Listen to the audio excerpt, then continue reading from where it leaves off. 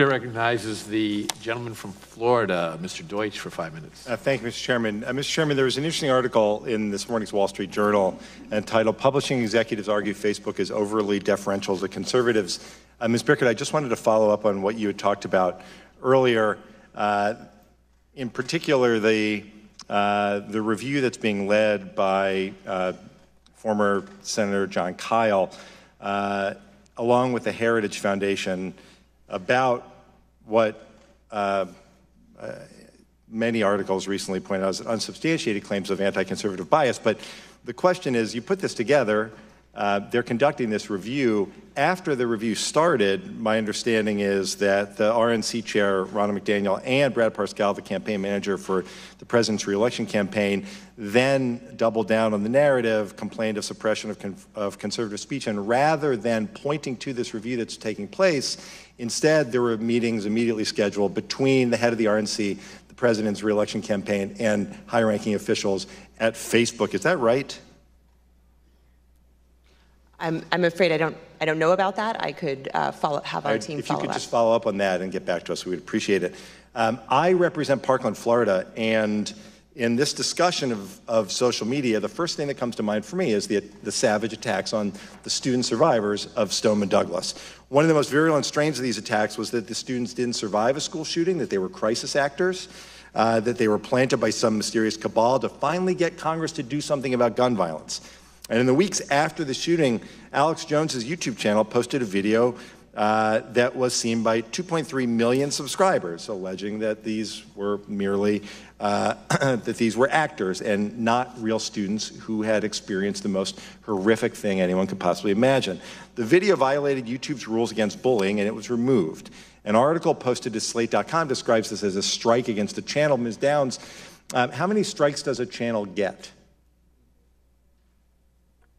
Typically, a channel gets 3 strikes, and then we terminate the channel. So the reason I ask is Alex Jones obviously is a well-known conspiracy theorist whose brand is bullying. He launched similar attacks against the families whose 6- and 7-year-old kids were slaughtered at Sandy Hook. And he's not the only one. Truthers have spread these lies, claiming that Sandy Hook never happened at all. And the Slate article references a study by Jonathan Albright, director of the Tao Center for Digital Journalism at Columbia, who found 9,000 videos on YouTube with titles that are, and I quote, a mixture of shocking, vile, and promotional themes that include rape game jokes, shock reality, social experiments, celebrity pedophilia, false flag rants, and terror-related conspiracy theories dating back to the Oklahoma City attacks in 1995. Ms. Downs, does Google think that this is a problem, and what is the solution that you're coming up with to address it?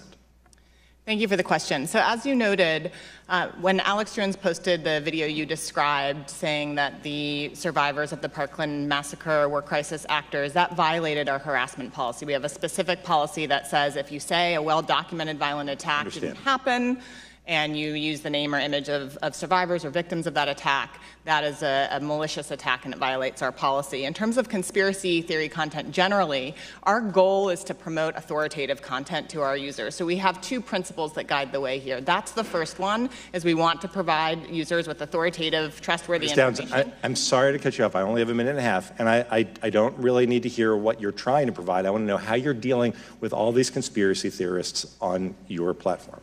So the first way is by demoting low-quality content and promoting more authoritative content, and the second is by providing more transparency for users. So we're introducing boxes that provide factual information at the top of results that have shown themselves to turn up a lot of information that is counterfactual, such as searching for the earth is flat on YouTube, where you see a lot of Your response is to put a box saying, nope, the earth is not flat. Correct. Okay. I have a question, Ms. Bickert, for you. You recently decided not to ban InfoWars. Can you explain that decision? And do you use a strikes model like YouTube? Congressman, we do use a strikes model. What that means is if a page or a profile or a group is posting content and some of that violates our policies, we always remove the violating posts at a certain point, and it depends on the nature of the content that is violating our policies.